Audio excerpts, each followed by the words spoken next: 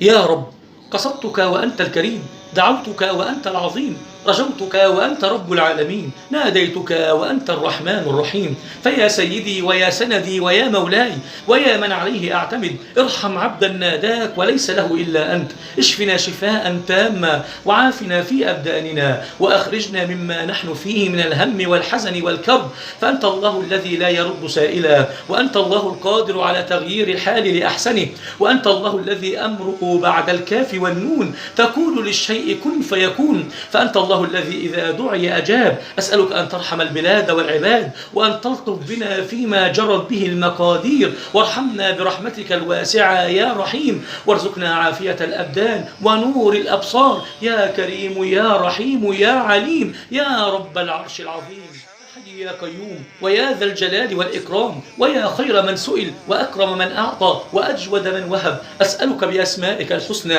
وصفاتك العلى وباسمك الأعظم الذي إذا دعيت به أجبت وإذا سئلت به أعطيت، أن تنصر إخواننا المستضعفين في فلسطين، وأن ترد إلينا المسجد الأقصى الأسير، وأن تشفي مرضاهم وتداوي جرحاهم، وأن تتقبل شهداءهم، وأن تقهر أعداءهم، وأن ترمل نساءهم وتيتم أطفالهم، وأن تفرق جمعهم وتشتت شملهم، وأن تزيد في قتلاهم.